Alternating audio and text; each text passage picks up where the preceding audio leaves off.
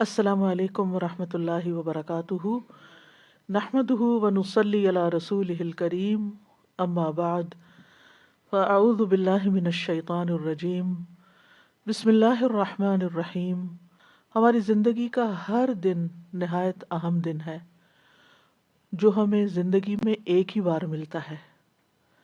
جو دن گزر جاتا ہے وہ قیامت تک ہمیں واپس نہیں ملے گا، اس لیے ہمیں اپنے ہر دن کو سوچ سمجھ کر گزارنا چاہیے، اس سے بھرپور فائدہ اٹھانا چاہیے۔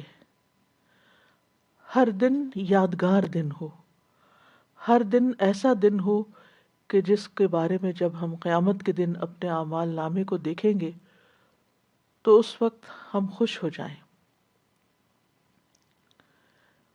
ہماری زندگی ایک ایک دن سے مل کر بنتی ہے، دنوں سے مل کر ہفتے بنتے ہیں، ہفتوں سے مل کر مہینے، اور پھر سال، اور پھر سالوں پر محیط زندگی، جو کہ آخرت کے مقابلے میں بہت ہی تھوڑی ہے، بہت ہی چھوٹی ہے۔ اور دراصل یہ زندگی ہماری آخرت کی کھیتی ہے۔ یہاں ہم جو کچھ بوئیں گے، جو کچھ اگائیں گے، وہی کل کو پائیں گے۔ اس لیے بھی نہایت ضروری ہے کہ ہم اچھی اچھی چیزیں یہاں، اچھے اچھے اعمال ایسے کریں کہ کل جب ہم قیامت کے دن جائیں تو واقعی اپنی کھیتی کو دیکھ کر خوش ہو جائیں۔ سورۃ الحج میں اللہ تعالیٰ فرماتے ہیں، اے لوگو جو ایمان لائے ہو، رکوع کرو اور سجدہ کرو اور اپنے رب کی عبادت کرو اور نیکی کرو تاکہ تم کامیاب ہو جاؤ۔ تو کامیاب ہونے کے لیے نہایت ضروری ہے کہ ہم نیک کام کریں، رکوع، سجدے اور عبادت کے علاوہ باقی نیکیوں کی طرف بھی توجہ دیں۔ کسی بھی کام کی قبولیت کی دو شرائط ہیں، یعنی جب بھی کوئی کام کریں تو یہ چیز ضرور ذہن میں رکھیں، چاہے وہ دنیا کا کام ہو چاہے وہ دین کا کام ہو، کہ وہ خالصتاً اللہ کی رضا کے لیے ہو، اور دوسرا یہ کہ سنت کے طریقے کے مطابق ہو۔ اور اگر ہمارے دن بھر کے کام ان دو شرائط پر پورے اترتے ہوں گے تو انشاءاللہ وہ سب خیر کے کام ہی کہلائیں گے، اور اگر زندگی اس طرح گزرتی گئی تو انشاءاللہ فلاح پائیں گے، کیونکہ وَافْعَلُوا الْخَيْرَ لَعَلَّكُمْ تُفْلِحُونَ، فلاح، کامیابی، سکسیس، اس کا انحصار اس بات پر ہے کہ ہم اس زندگی کو کتنے اچھے کاموں میں گزارتے ہیں۔ رسول اللہ صلی اللہ علیہ وسلم نے فرمایا، ہر شخص صبح کو اٹھتا ہے تو اپنے نفس کا سودا کرتا ہے، پھر یا تو اسے آزاد کرتا ہے یا اسے ہلاک کر دیتا ہے، یعنی اینڈ آف دا ڈے یا تو پھر نفع کا سودا اور یا نقصان کا سودا۔ اس لیے آغاز دن سے ہی نیکیوں کی ٹھان لیں، آنکھ کھلے تو دعا کے ساتھ دن کا آغاز کریں، اور وہ دعا بھی کیا ہے؟ الحمدللہ الذی احیانا بعدما اماتنا والیہ النشور۔ سب تعریفیں اللہ ہی کے لیے ہیں جس نے ہمیں مرنے کے بعد زندہ کیا اور اسی کی طرف دوبارہ جانا ہے۔ نیند گویا کہ ایک موت تھی، اور ہمیں ایک نیا دن ملا، نئی زندگی ملی، اور ہر روز ہمیں نئی زندگی ملتی ہے، کیونکہ بہت سے لوگ نیند کی حالت میں دنیا سے ہی چلے جاتے ہیں، ان کو واپس زندگی نہیں ملتی۔ اس لیے اٹھتے ہی اللہ کا شکر ادا کریں، یعنی اپنے دن کا آغاز گریٹیٹیوڈ سے کریں، الحمدللہ۔ اور جب آپ یہ الفاظ ادا کریں تو صرف ایک روٹین میں یا دل میں ہی نہیں کہتے، بلکہ بول کے ان کو ادا کریں۔ کم از کم اتنا اونچا ضرور بولیں کہ آپ کے اپنے کان سن لیں، اپنے آپ کو ضرور سنوائیں، کیونکہ شکر صرف دل میں نہیں ہوتا۔ جب تک انسان اس کو زبان پر نہیں لاتا، اس کو اپنی زبان سے ادا نہیں کرتا، تو اس شکر سے لطف نہیں اٹھا سکتا، خوشی محسوس نہیں کر سکتا۔ لہٰذا اللہ کا شکر ادا کریں کہ اللہ نے آپ کو زندگی دی۔ پھر اس کے بعد دن کا آغاز فجر کی نماز سے کریں، اور پھر فجر کی نماز ایک بنیادی پلر ہے اگر ہم دن کا آغاز ایک صحیح طریقے سے کریں گے تو انشاءاللہ عمارت کبھی نہیں گرے گی۔ فجر کی نماز پڑھنے والے کے لیے اللہ کا ذمہ ہے۔ رسول اللہ صلی اللہ علیہ وسلم نے فرمایا، جس نے صبح کی نماز پڑھی وہ شام تک اللہ کے ذمے میں ہے، یعنی اللہ کی حفاظت اور ضمانت میں ہے۔ اللہ نے اسے دنیا اور آخرت میں امن عطا کیا۔ فجر کی نماز میں لمبی تلاوت کریں۔ وقرآن الفجر ان قرآن الفجر کان مشہودا، اور فجر کا قرآن پڑھیے، بے شک فجر کا قرآن ہمیشہ سے حاضر ہونے کا وقت رہا ہے، اس وقت فرشتے حاضر ہوتے ہیں۔ کم سے کم تو 3 آیات ہوتی ہیں جیسے سورت اخلاص کی، لیکن زیادہ جتنی آپ بڑھا سکیں، کیونکہ نبی صلی اللہ علیہ وسلم کی نمازوں میں فجر کی نماز سب سے طویل ہوتی تھی، یعنی اس کی قرات طویل ہوتی تھی۔ تہجد تو آپ خود اپنے لیے پڑھتے تھے تو وہ تو ویسے ہی طویل ہوتے تھے۔ رسول اللہ صلی اللہ علیہ وسلم نے فرمایا، کیا تم میں سے کوئی شخص یہ پسند کرتا ہے کہ جب وہ اپنے گھر واپس آئے تو اس میں 3 بڑی فربہ حاملہ اونٹنیاں موجود پائے، یعنی موٹی تازی 3 اونٹنیاں گھر میں کھڑی ہوں؟ ہم نے عرض کی جی ہاں۔ آپ نے فرمایا، پس 3 آیات جنہیں تم میں سے کوئی شخص اپنی نماز میں پڑھتا ہے، جو شخص اپنی نماز میں پڑھتا ہے وہ اس کے لیے 3 بھاری بھرکم اور موٹی تازی حاملہ اونٹنیوں سے بہتر ہیں۔ تو اس سے یہ پتہ چلتا ہے کہ وہ قرآن کا حصہ جو ہم اپنی نماز کے اندر پڑھتے ہیں وہ اس سے افضل ہے جو ہم نماز کے باہر پڑھتے ہیں۔ لہٰذا اگر اللہ سبحانہ و تعالیٰ توفیق دیں تو تہجد کی نماز میں زیادہ سے زیادہ قرآن مجید پڑھیں، اور اپنا ڈیلی ایک ورد جو ہے وہ مقرر کر لیں کہ اتنا تو کم از کم ضرور پڑھنا ہے، کیونکہ جب ہم کوئی چیز مقرر کر لیتے ہیں اپنے اوپر تو پھر نبھا بھی جاتے ہیں، اور اگر آپ اپنے آپ کو اوپن اینڈ دیں تو نفس غالب آ جاتا ہے، سستی کر جاتا ہے اور انسان اس کو پورا نہیں کر پاتا۔ اور تہجد میں آپ قرآن مجید کو مصحف سے دیکھ کے بھی پڑھ سکتے ہیں، تو اس میں طویل قرات ہو سکتی ہے۔ ادروائز قرآن مجید کے کچھ حصے یاد کر لیں تاکہ فجر کی نماز جو ہے وہ طویل ہو سکے۔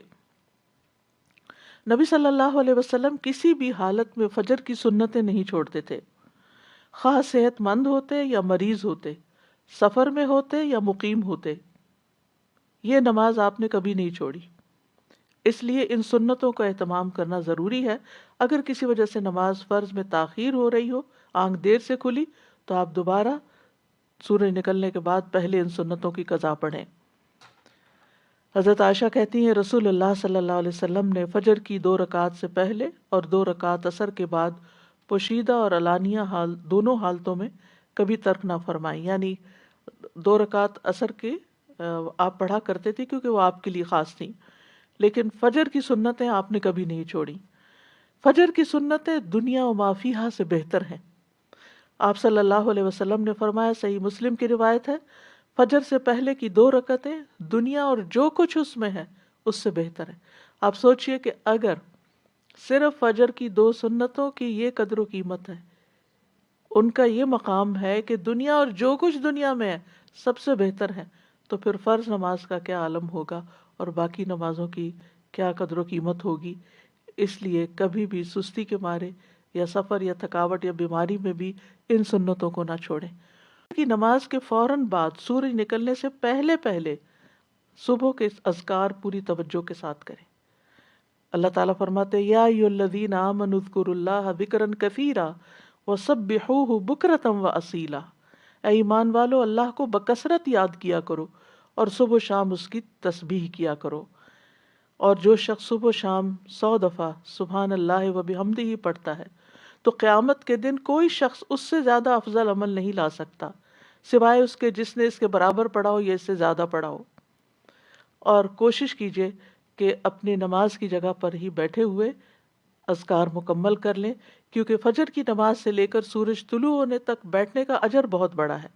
رسول اللہ صلی اللہ علیہ وسلم نے فرمایا، جو شخص صبح کی نماز جماعت کے ساتھ ادا کرے، پھر بیٹھا اللہ کا ذکر کرتا رہے یہاں تک کہ سورج نکل آئے، پھر 2 رکعتیں پڑھے، اس کے لیے 1 حج اور 1 عمرے کا ثواب ہے۔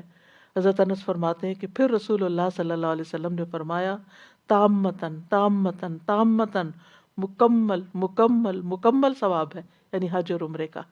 اس لیے اس وقت کو ذکر اذکار میں، اللہ کی عبادت میں، اور یہ بھی ہے کہ اگر آپ قرآن کی تلاوت تہجد میں نہیں کر چکے تو اس وقت میں آپ قرآن مجید کی تلاوت بھی کر سکتے ہیں. لیکن یہ اسی وقت ہو سکتا ہے جب آپ تھوڑا وقت پر اٹھیں. یہ نہیں کہ سورج نکلنے سے 15 منٹ پہلے اٹھیں تو اس وقت یہ سارے فضیلت آپ حاصل نہیں کر سکتے. اذان کے ساتھ ہی اٹھ جائیں اور پھر اس وقت میں اپنے صبح و شام کے اذکار، کیونکہ صبح و شام کے جو اذکار ہیں، صبح کے اذکار خاص طور پر، یہ آپ کے لیے حفاظت کا ذریعہ بھی ہیں، اور یہ اسی وقت حفاظت کا ذریعہ ہے جب آپ ان کو سورج نکلنے سے پہلے پڑھتے ہیں. اور اس کے ساتھ ساتھ یہ بھی ہے کہ اگر آپ بیٹھ کے تھک رہے ہیں تو ساتھ ساتھ آپ سٹریچز بھی کر سکتے ہیں. اپنی گردن کو موڑ سکتے ہیں، اپنے بازوؤں کو، اپنے سانس لے سکتے ہیں بیچ میں، اپنے پاؤں کی ایکسرسائز کر سکتے ہیں. لیکن یہ ہے کہ آپ اس وقت کو اللہ سبحانہ تعالیٰ کے ذکر اور عبادت میں ہی گزاریں. اور قرآن مجید کی تلاوت جو ہے یہ ایک بڑا ہی نفع مند کام ہے. اپنا مصحف روز کھولیں، یعنی کوئی دن ایسا نہ جائے کہ جس کے شروع میں آپ کا قرآن مجید کا کوئی حصہ نہ ہو، کیونکہ یہ بابرکت کتاب ہے اور اس کی برکت کی وجہ سے آپ کے دن کے کام بھی آسان ہو جائیں گے. تو ان الذین یتلون کتاب اللہ واقاموا الصلاۃ وانفقوا مما رزقناہم سرا وعلانیۃ یرجون تجارۃ لن تبور لیوفیہم اجورہم ویزیدہم من فضلہ انہ غفور شکور. سورۃ فاطر کی ان آیات میں اللہ تعالیٰ فرماتے ہیں، بے شک جو لوگ اللہ کی کتاب کی تلاوت کرتے ہیں اور انہوں نے نماز قائم کی اور جو کچھ ہم نے انہیں دیا اس میں سے انہوں نے پوشیدہ اور ظاہر خرچ کیا، وہ ایسی تجارت کی امید رکھتے ہیں جو کبھی برباد نہ ہوگی، جس میں نقصان ہے ہی نہیں، تاکہ وہ انہیں ان کے اجر پورے پورے دے اور اپنے فضل سے انہیں زیادہ بھی دے. یعنی صرف اتنا نہیں ملے گا جو انہوں نے کیا، زیادہ بھی ملے گا. بلا شبہ وہ بے حد بخشنے والا نہایت قدردان ہے. اور پھر قرآن مجید کی تلاوت دن بھر آپ کو غموں سے آزاد رکھے گی، کیونکہ جب دل میں غم بیٹھ جاتے ہیں تو یہ اس بات کی طرف اشارہ ہوتا ہے کہ آپ کے دل کو مزید قرآن کی غذا کی ضرورت ہے. اور قرآن مجید کو اپنے ہمیشہ قریب رکھا کریں، یعنی آپ کی ہاتھ کی ریچ میں ہو، آپ کے بیڈ سائڈ ٹیبل پر ہو، یا ڈرار میں ہو، یا ساتھ ہی کوئی شیلف ہو اس میں ہو، یعنی سراہنے کے پاس ہو. کیونکہ جب بھی آپ کو وقت ملے یا تھوڑی دیر کے لیے بھی آپ ریلیکس ہوں تو آپ کچھ نہ کچھ کھول کے پھر پڑھ سکتے ہیں. اور اب تو الحمدللہ موبائلز کے اندر بھی قرآن مجید موجود ہیں، ایون آپ لیٹ کے بھی اگر آپ اس کو دیکھنا چاہیں تو دیکھ سکتے ہیں. اور یہ اس اعتبار سے بھی سراہنے کی بات میں کر رہی ہوں کیونکہ جب انسان کو دفن کر دیا جاتا ہے قبر میں تو فرشتہ اس کے سر کی طرف سے عذاب دینے کے لیے آتا ہے، تو تلاوت قرآن اس کو دور کر دیتی ہے. اور جب فرشتہ سامنے سے آتا ہے تو صدقہ اس کو دھکیل دیتا ہے، اور جب پاؤں کی طرف سے آتا ہے تو مساجد کی طرف چل کے جانا اس کو دور کر دیتا ہے. تو کتنا ضروری ہے کہ ہم ان نیک اعمال کو روزانہ کی بیس پہ کرتے رہیں تاکہ مرنے کے بعد جب ہم اپنی قبر میں ہوں تو پرسکون ہوں. اور اگر آپ کو اللہ تعالیٰ توفیق دیتا ہے، اور خصوصاً وہ خواتین جو بزرگ ہیں، جن کے بچے چھوٹے نہیں، یا جو جاب نہیں کرتی، جو اپنے گھر پہ ہوتے ہیں یا ریٹائر ہو چکے ہیں، تو ان کے لیے یہ نیکیاں کمانے کا بہت ہی اچھا وقت اور موقع ہے کہ وہ سورج نکلنے تک انتظار کریں، عبادت کریں، اور پھر اس کے بعد جب اشراق کا وقت ہو تو اشراق پڑھیں. اور اس کے بارے میں رسول اللہ صلی اللہ علیہ وسلم نے فرمایا، تمہارا رب فرماتا ہے، یہ حدیث قدسی ہے، اے ابن آدم، کیا تم اس بات سے عاجز آ گئے ہو کہ تم دن کے ابتدائی حصے میں 4 رکعتیں پڑھو؟ میں ان کے بدلے میں تمہارے دن کے آخر تک تمہیں کفایت کروں گا، یعنی تمہارے سارے کام بنا دوں گا. پھر اس کے بعد یہ ہے کہ پہلی چیز یہ کہ ناشتہ کریں. ناشتہ کریں، اگرچہ آپ کا دل نہ بھی چاہے، لیکن کچھ دن اگر آپ زبردستی کچھ کریں گے تو پھر عادت بھی ہو جائے گی، کیونکہ روحانی ترقی ہو نہیں سکتی جب تک انسان کی صحت درست نہ ہو، جسمانی طور پر مضبوط نہ ہو. اگر آپ کو گھر سے فوراً نکلنا ہوتا ہے اور آپ کا زیادہ وقت عبادت میں گزر گیا ہے تو آپ اپنے ساتھ کھجور بھی رکھ سکتے ہیں. یعنی اگر آپ کو شدید مصروفیت ہے اور وقت کم ہے تو کھجور کا ناشتہ کر سکتے ہیں. نبی صلی اللہ علیہ وسلم کی سنت بھی ہے. آپ نے فرمایا بالائی علاقے کی اجوا کھجور کا نہار منہ استعمال کرنا ہر قسم کے جادو اور زہر سے شفا ہے. پھر دودھ بہترین غذا ہے اور ان چیزوں کو بھی عبادت سمجھ کے کریں. رسول اللہ صلی اللہ علیہ وسلم کے پاس دودھ لایا گیا تو آپ نے اسے پیا. پھر رسول اللہ صلی اللہ علیہ وسلم نے فرمایا بے شک دودھ کے علاوہ کوئی چیز ایسی نہیں جو کھانے اور پینے دونوں سے کفایت کر دے. یعنی اگر آپ کچھ کھا نہیں بھی سکے اور ایک کپ دودھ پی لیتے ہیں تو آپ کا کھانا اور پینا دونوں ہو گئے. ابن عباس کہتے ہیں کہ رسول اللہ صلی اللہ علیہ وسلم نے فرمایا جس کو اللہ کھانا کھلائے اسے چاہیے کہ وہ یوں کہے اللہم بارک لنا فیہ ورزقنا خیرا منہ. اے اللہ تو ہمارے لیے اس میں برکت عطا کر اور ہمیں اس سے بہتر رزق عطا کر. تو آپ دیکھیے ہر روز اگر یہی انسان پڑھے تو کتنی بھلائی ہوگی. اور جسے اللہ دودھ پلائے تو یوں کہے اللہم بارک لنا فیہ وزدنا منہ. یہ نہیں کہا خیرا منہ کیونکہ دودھ سے بہتر کوئی چیز نہیں. اے اللہ تو ہمارے لیے اس میں برکت عطا فرما اور ہمیں اس سے زیادہ دے، یعنی مزید دودھ عطا فرما. اور پھر یہ کہ آپ اپنے دن کے کام کاج شروع کریں اور صبح صبح یہ نیت کریں اور اپنے منہ سے دہرایا بھی کریں کہ حیاتی کلھا للہ، میری ساری زندگی اللہ کے لیے، میرا سارے دن کے کام اللہ ہی کی خاطر ہیں. قل ان صلاتی و نسکی و محیای و مماتی للہ رب العالمین. کہہ دیجئے بے شک میری نماز، میری قربانی، میری زندگی، میری موت اللہ کے لیے ہے جو جہانوں کا رب ہے. تو جب آپ نیت کر لیں گے ایک دفعہ کہ میرے آج دن کے سارے کام اللہ کی خاطر، تو پورا دن ہی آپ کا انشاءاللہ عبادت میں گزرے گا. پھر یہ ہے کہ ہر روز اپنے لیے علم نافع میں اضافہ کریں. رب زدنی علما یہ اپنی دعاؤں میں شامل کر لیں. رسول اللہ صلی اللہ علیہ وسلم نے فرمایا جو شخص صبح کے وقت اس لیے مسجد کی طرف نکلا کہ بھلائی سیکھے یا سکھائے تو اس کے لیے پورا حج ادا کرنے والے کے مثل اجر ہے. یعنی ہر روز اگر انسان اپنے گھر سے نکلتا ہے علم حاصل کرنے کے لیے تو حج کے برابر اس کو ثواب ملتا ہے. اور علم سیکھنے اور سکھانے کے لیے وقت مقرر کریں. اگر آپ نے کوئی کلاس جوائن کی ہوئی ہے یا اگر آپ آن لائن کلاس لے رہے ہیں تو وہ سب سے بہتر ہے. یعنی چاہے آپ کتنے ہی کورسز کر چکے ہوں کہیں نہ کہیں اپنے آپ کو باندھ کے رکھیں. کیونکہ اگر آپ نے اپنے آپ کو کہیں آپ کمٹمنٹ نہیں آپ نے کی تو پھر آپ صرف سوچتے ہی رہ جائیں گے. لیکن جب آپ اپنے آپ کو کسی خاص وقت کا پابند کرتے ہیں، کسی خاص کورس کا پابند کرتے ہیں تو اس سے فائدہ یہ ہوتا ہے کہ پھر آپ پابندی کے ساتھ روٹین کے ساتھ وہ کام کرتے چلے جاتے ہیں. لیکن اس کے ساتھ ہی اپنے لیے خود بھی سیلف اسٹڈی کا بھی کوئی نہ کوئی وقت مقرر کریں. مثلاً کھانا پکاتے ہوئے کچھ سنیں یا کچھ ساتھ ساتھ پڑھ بھی سکتے ہیں، کتاب وہاں بھی لے جا سکتے ہیں. گھر کے کام کاج کرنے کے دوران بھی آپ اپنے علم کا سفر جاری رکھ سکتے ہیں، لیکن اس کے لیے آپ کو مقرر کرنا ہوگا. مثال کے طور پر میں نے اپنے ناشتہ بنانے کے وقت کو مقرر کیا ہوا ہے قرآن مجید سننے کے لیے، کیونکہ مجھے سن کر میرے دل پہ بہت اثر ہوتا ہے اور دہرائی بھی ہوتی چلی جاتی ہے. یعنی تلاوت اپنی جگہ ہے لیکن سننا. تو آپ بھی اپنے کسی ایک وقت میں جس میں آپ کے ہاتھ مشغول ہیں، آپ خود پڑھ نہیں سکتے، تو آپ اس وقت لسننگ کریں. موبائل پہ آپ خاص ایپ لوڈ کر لیں جس میں صرف آپ کی لسننگ ہی ہوتی رہے، یعنی وہاں سے اس کو ہٹائیں نہیں، اور اس طرح پورا قرآن مجید جو ہے سن سن کر بھی مکمل کرے. یہ بھی علم بڑھانے کا ایک طریقہ ہے. اور خاموشی سے اگر انسان قرآن مجید سنتا ہے تو اللہ تعالیٰ کی رحمت بھی نازل ہوتی ہے. اور وقت مقرر کرنے کے بارے میں اس لیے بھی کہوں گی کہ ایک خاتون نبی صلی اللہ علیہ وسلم کی خدمت میں حاضر ہوئی، کہنے لگی اللہ کے رسول آپ کی تمام باتیں مردوں نے سیکھ لیں، ہمارے لیے بھی آپ اپنی طرف سے کوئی دن مخصوص کریں جس میں ہم آپ کے پاس آئیں اور آپ ہمیں وہ تعلیمات دیں جو اللہ نے آپ کو سکھائی ہیں. تو آپ نے فرمایا کہ فلاں دن فلاں جگہ جمع ہو جاؤ، یعنی جگہ بھی بتا دی اور دن بھی بتا دیا. چنانچہ عورتیں جمع ہوئیں، نبی صلی اللہ علیہ وسلم ان کے پاس آئے اور انہیں وہ سکھایا جو اللہ نے آپ کو سکھایا تھا. تو اس لیے کسی سے سیکھنا جو ہے یہ بھی ساری زندگی جاری رکھیں. انسان کسی بھی مقام پر پہنچ جائے تو اس کو سیکھنے کا سفر ختم نہیں کرنا چاہیے.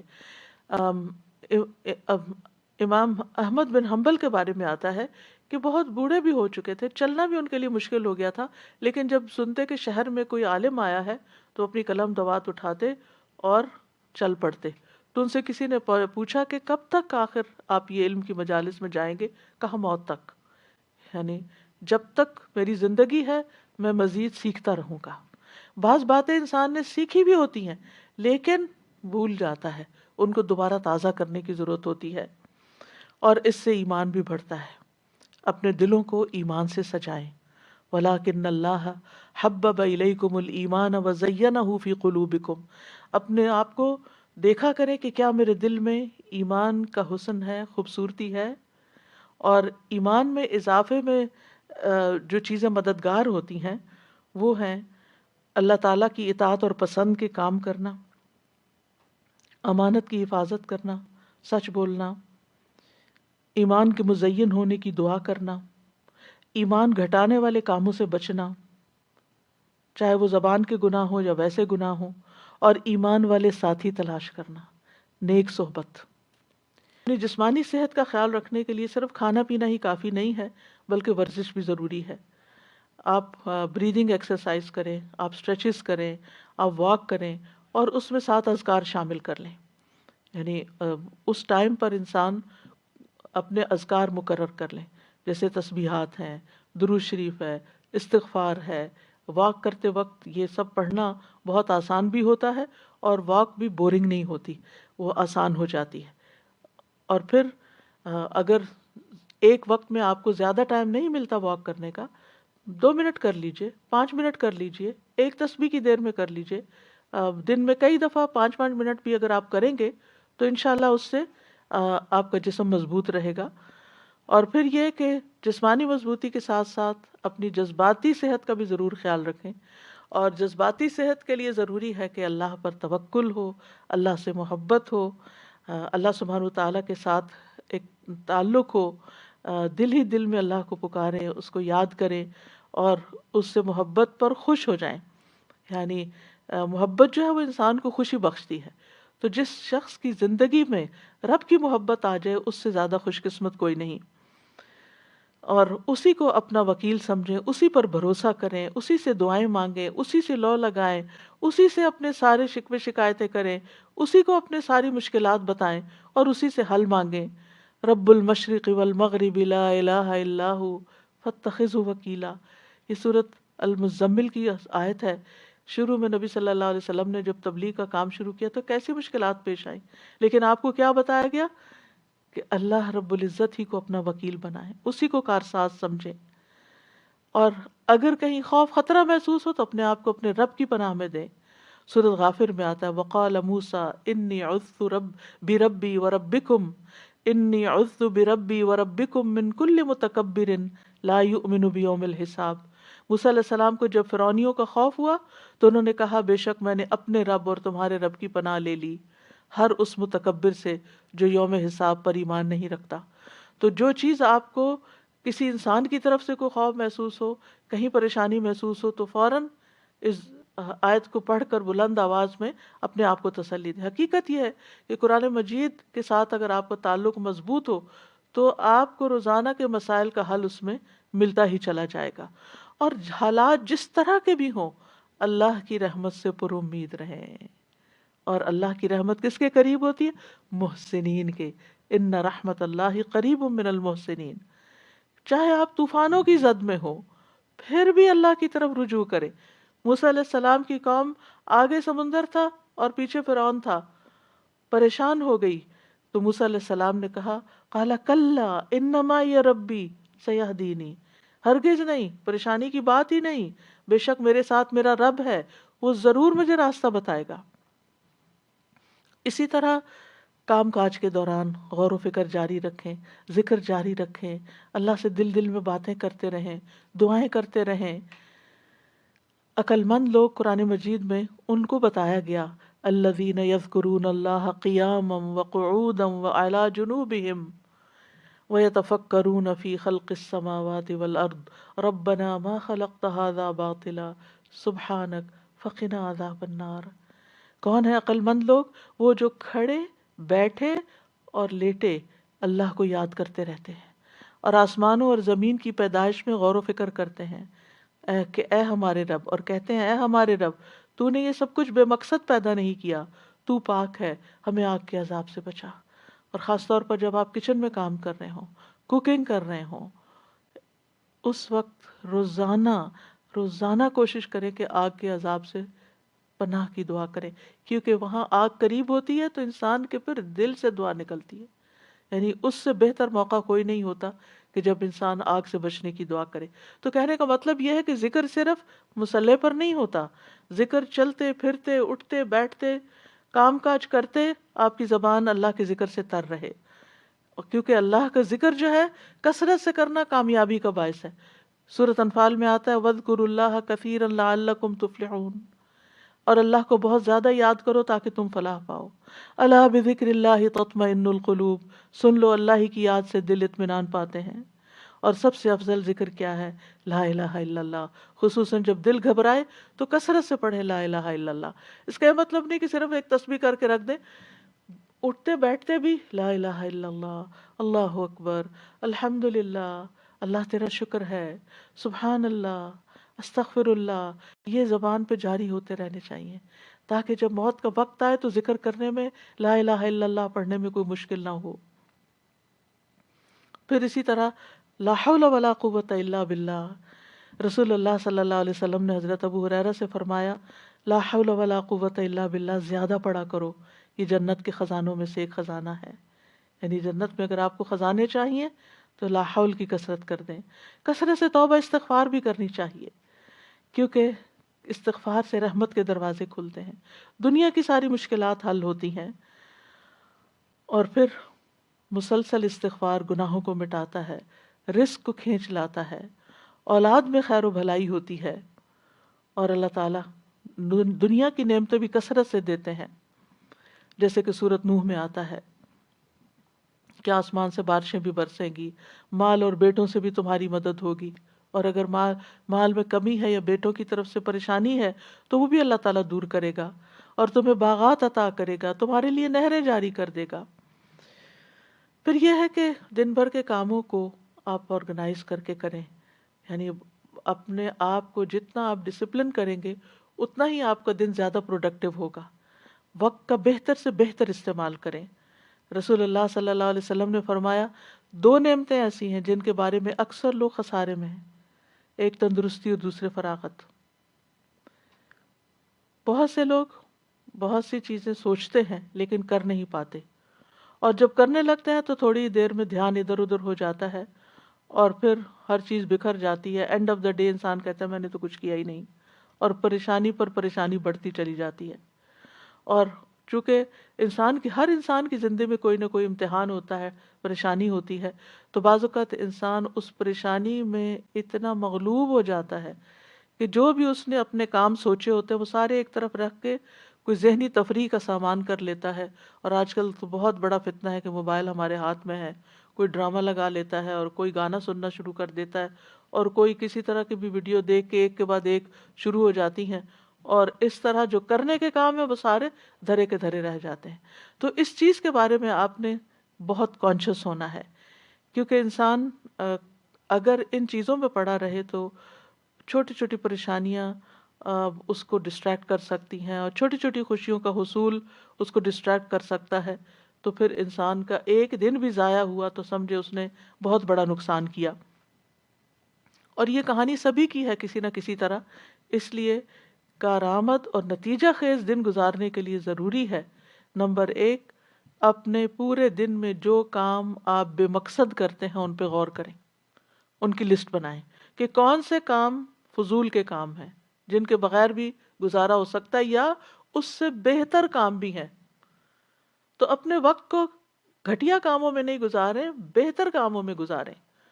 دوسرا یہ کہ اپنے سارے دن کے کاموں کے نتائج بھی دیکھیں کہ اس کا رزلٹ کیا ہے، آؤٹ کم کیا ہے، میں نے جو اس چیز پہ اتنا وقت لگا دیا تو میں نے کیا کمایا، کیا حاصل کیا۔ بعض اوقات ہم ایسے ہی کوئی لغو سی چیز دیکھنا شروع کر دیتے ہیں اور کہتے ہیں اس میں بھی لرننگ ہے، اینڈ میں پوچھے کیا لرن کیا، کیا سیکھا، کیونکہ بہت وقت صرف ایک نفس کی خواہش ہوتی ہے جس کے پیچھے انسان چل رہا ہوتا ہے۔ پھر یہ ہے کہ نمبر 3 اپنے مقصد پر نظر رکھیں کہ میرا کسی بھی کام کے کرنے کے پیچھے مقصد کیا ہے، یہ کام میں کیوں کر رہا ہوں. کوئی بھی مصروفیت آپ نے جو استعمال یعنی اختیار کی ہے یا شروع کی ہے، اور اس مقصد کے راستے میں جو چیز رکاوٹ ہے اس رکاوٹ کو پہلے دور کریں، ورنہ آپ منزل پہ نہیں پہنچ سکتے. پھر اسی طرح یہ کہ اہم اور ضروری، چوتھی چیز یہ کہ اپنے اہم اور ضروری کاموں کو متعین کریں. یہ چیزیں میری زندگی میں بہت امپورٹنٹ ہیں جنہیں میں نے کرنا ہے، اور ان کو لکھ لیں باقاعدہ. یعنی اہم ترین کاموں کو، یعنی اپنی پرائرٹی لسٹ بنائیں، اہم ترین کاموں کو لکھ لیں. جو آپ کا ٹارگٹ ہے، جو گول آپ حاصل کرنا چاہتے ہیں، اس کے لیے کیا چیز مددگار ہوگی اس کو بھی ساتھ لکھ لیں. مثلا آپ نے ایک کام لکھا کہ مجھے یہ کام کرنا ہے، چاہے آپ لکھنے کا کوئی کام ہے یا پکانے کا ہے یا کوئی صدقہ خیرات کا یا ویلفیئر کا یا جس بھی طرح کا کوئی کام ہے، یا آپ کی ڈیوٹی سے ریلیٹڈ کوئی کام ہے. تو ویسے تو سارے ہی کام بڑے اہم لگ رہے ہوتے ہیں، لیکن اہم ترین کاموں کو ٹاپ پرائرٹی پر رکھیں کہ یہ مجھے پہلے کرنا ہے، اور کس طرح کرنا ہے وہ بھی ساتھ پلان کریں. اور پھر یہ ہے کہ جب کام شروع کریں تو پانچویں چیز یہ ہے کہ اپنے مقصد کو حاصل کرنے کے لیے فوکسڈ رہیں. کیونکہ بہت سے لوگ سب کچھ کر لیتے ہیں لیکن جب کام شروع کرتے ہیں تو اس پہ فوکس نہیں کرتے، لہٰذا کام ختم نہیں ہوتا. رکاوٹ آتی ہے تو اس کو دور کریں، سولوشن نکالیں، حل نکالیں. اور اگر ایک طریقے سے آپ کا ٹارگٹ حاصل نہیں ہوا تو کوئی دوسرا طریقہ اختیار کریں. امید کے ساتھ کام کریں، مایوس نہ ہو، کیونکہ یہ نہیں ہوتا کہ جو چیز ہم سوچیں وہ ویسے ہی ہو بھی جائے. بعض اوقات ہو جاتی ہے اور بعض اوقات نہیں بھی ہوتی. اور چھٹی بات یہ ہے کہ سستی سے بچیں اور کاموں کو لٹکائیں نہیں. اچھا بعد میں صحیح، اچھا کل صحیح، اچھا صبح صحیح. اور ساتویں بات یہ کہ جب روٹین نہیں ہوتی تو پھر بہت سے کام چھوٹ جاتے ہیں. اپنی ڈیلی روٹین سیٹ کریں. آپ سمجھیں کہ آپ کے دن کے 24 گھنٹے آپ کے پاس 24 باکسز ہیں. آپ دیکھیں کہ آپ نے ہر گھنٹے میں اس باکس کے اندر کیا ڈالا ہے. کوئی فائدے کی چیز ڈالی یا کوئی بیکار سٹفنگ کی ہے یا کوئی کوڑا کرکٹ ڈال دیا. اور قیامت کے دن جب آپ جا کے وہ باکس کھولیں گے تو آپ کو پتہ چلے گا کہ یہ گھنٹہ بھی بیکار تھا اور یہ بھی اور یہ بھی، یہ میں نے کیوں کیا. اس وقت پھر پریشان ہونے کا فائدہ نہیں. تو اگر آپ امیجنری باکسز بھی بنا لیں یا آپ اپنے کسی کاغذ کو لے کے اس پہ 24 خانے ڈال کے اپنا ٹائم ٹیبل بنائیں اور ٹائم لکھ لیں، جس ٹائم سے آپ شروع کریں گے وہیں پہ جا کے ختم ہوگا. آپ شیٹ کے اوپر سارے خانے، جو نیند کا ٹائم ہے اس کو آپ الگ کر لیں، اور باقی جو بیداری کے ٹائم ہے ان کو آپ لکیر لگا کے ہر گھنٹے کا کام لکھیں کہ اس گھنٹے میں مجھے کیا کرنا ہے. اگر آپ وہ لکھ لیں گے تو پھر کوشش کریں کہ اس گھنٹے میں وہی کام کریں، کوئی اور نہ کریں، الا یہ کہ کوئی بہت بڑی ایمرجنسی ہو تو پھر اس کام کو کسی اور کام کے ساتھ آپ ملا سکتے ہیں. تو جب تک آپ کی ڈیلی روٹین نہیں ہوگی، گھڑی کے ساتھ آپ نہیں چلیں گے تو آپ کا ڈے پروڈکٹیو نہیں ہوگا. بہت ضروری ہے کہ ہر چیز کے لیے وقت نکالا جائے، اپنی جسمانی ضروریات کے لیے بھی، روحانی ضروریات کے لیے بھی، ذہنی ضروریات کے لیے بھی، جذباتی ضروریات کے لیے بھی، دین کے کاموں کے لیے بھی. اور پھر اس کے لیے اپنے نفس سے جہاد کرنا ہوگا، کیونکہ نفس ان النفس لامارۃ بالسوء، نفس تو انسان کو برائیوں پر بہت اکساتا ہے، اور نفس کے خلاف جہاد سب سے افضل جہاد ہے. اور پھر نماز لیٹ کرنا جو ہے نفاق کی علامت ہے. منافق سورج کو دیکھتا رہتا ہے، جب شیطان کے دو سینگوں کے درمیان وہ ہوتا ہے، یعنی غروب ہونے کے قریب ہوتا ہے، تو اٹھ کر 4 ٹھونگے مارنے لگ جاتا ہے اور ان میں اللہ کا ذکر نہیں کرتا. یعنی اذا یعنی کہ جو منافقوں کے بارے میں قرآن مجید میں آتا ہے وَلَا يَأْتُونَ إِلَى الصَّلَاةِ إِلَّا وَهُمْ كُسَالَىٰ، کہ وہ نماز سستی کے ساتھ پڑھتے ہیں، سستی کر کر کے پڑھتے ہیں، دیر سے پڑھتے ہیں، تھک کے، دنیا کے کاموں سے تھک کے پھر نماز پڑھتے ہیں اور اس میں کوئی خشوع و خضوع نہیں ہوتا. نماز جو ہے قبر میں بھی ساتھ ہوگی، حفاظت کرے گی. نماز بندے کی حفاظت کرے گی، لیکن کس کی نماز؟ وہ جو اپنی نمازوں کی حفاظت کرتا ہے. والذین هم علی صلاتہم یحافظون. بندے کو جب قبر میں رکھا جاتا ہے تو وہ اور لوگ رکھ کے قبر میں دفنا کے جاتے ہیں تو جانے والوں کے زمین پہ جو جوتوں کی آواز آتی ہے وہ بھی سنتا ہے. اگر وہ مومن ہوتا ہے تو نماز اس کے سر کی طرف آ جاتی ہے، روزہ دائیں طرف، زکوٰۃ بائیں طرف، دیگر نیک کام اس کے پاؤں کی طرف آ جاتے ہیں۔ تو جب سر کی طرف سے فرشتہ عذاب دینے کو آتا تو نماز اس کو روک دیتی ہے، اور اسی طرح باقی نیکیاں بھی۔ نماز کہتی ہے میری طرف سے آنے کا راستہ نہیں ہے۔ اس لیے کتنا ضروری ہے کہ ہم اس نماز کی حفاظت کریں، اور مرد خاص طور پر باجماعت نماز کی حفاظت کریں۔ اگر گھر میں 2 مرد بھی ہیں اور مسجد بہت دور ہے کہ ہر وقت نہیں جا سکتے، تو اکیلے اکیلے نماز پڑھنے کی بجائے جماعت سے پڑھیں، اور اگر گھر کی خواتین بھی ساتھ شامل ہونا چاہیں تو موسٹ ویلکم۔ اور اگر مسجد بھیج سکتے ہیں اور بچے چھوٹے ہیں، یعنی آپ خود تو نہیں جا سکتی لیکن ان کو مسجد لے جا بھی سکتی ہیں اگر آپ کے ہسبینڈ مصروف ہیں یا وہ اویلیبل نہیں ہیں، تاکہ بچے مسجد کی عادت ڈالیں۔ اور پھر نماز کے وقت سے ذرا پہلے جائیں تاکہ نماز کی سنتیں ادا ہوں۔ جو شخص دن میں 12 رکعتیں ادا کرے اس کے لیے جنت میں گھر بنا دیا جاتا ہے، 2 فجر سے پہلے، 4 ظہر سے پہلے، 2 ظہر کے بعد، 2 مغرب کے بعد اور 2 عشاء کے بعد۔ یہ 12 رکعتیں بنتی ہیں، اور آپ دیکھیے کہ اگر ہر روز آپ کے لیے جنت میں ایک محل تیار ہو رہا ہے، ایک محل تیار ہو رہا ہے، ایک محل تیار ہو رہا ہے، سوچئے آپ نے وہاں ہمیشہ رہنا ہے، ہمیشہ ہمیشہ، موت نہیں۔ سوچئے کبھی دل پھٹنے کو آتا ہے جب انسان یہ سوچتا ہے۔ اور ہر روز ایک نئے محل میں، ہر روز ایک نئے محل میں، کیونکہ اس نے دنیا میں اتنے محلات ہر روز سنتیں پڑھ کے بنا لیے کہ ہر روز اس کے لیے ایک نئی نعمت ہے۔ یہ وہ چیزیں جن کی دنیا میں لوگ تمنا کرتے ہیں، لیکن دنیا میں یہ سب کچھ نہیں مل سکتا۔ دن کی 12 رکعتیں ادا کرنے میں زیادہ سے زیادہ کتنا ٹائم لگ جائے گا؟ آدھا گھنٹہ۔ 2 رکعتیں پڑھنے میں 4 منٹ لگتے ہیں، اور 12 کے 24 منٹ، 6 منٹ اوپر لگا لیں، آدھے گھنٹے کی بات ہے، لیکن کتنا بڑا سودا ہے آپ کا اور کتنا بڑا نفع۔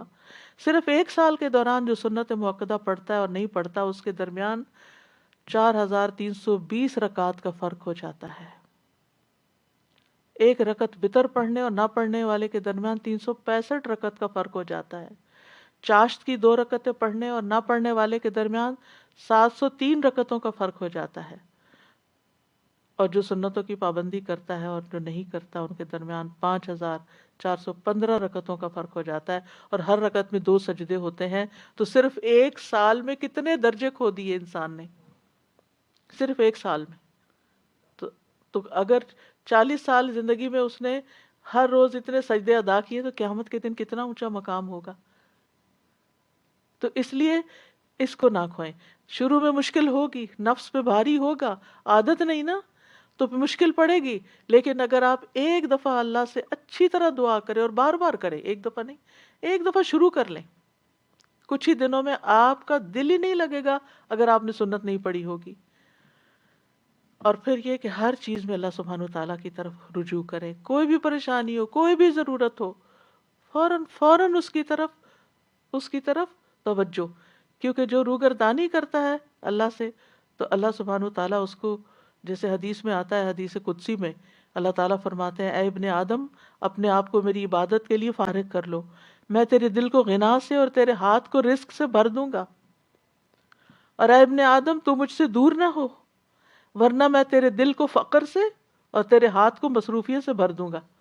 دنیا میں اتنا مصروف کرے گا اللہ کہ پھر عبادت کے لیے وقت نہیں ملے گا، اور دنیا تو یہیں رہ جائے گی، جتنا مرضی سجا بنا لے، جتنی مرضی بڑھا لے۔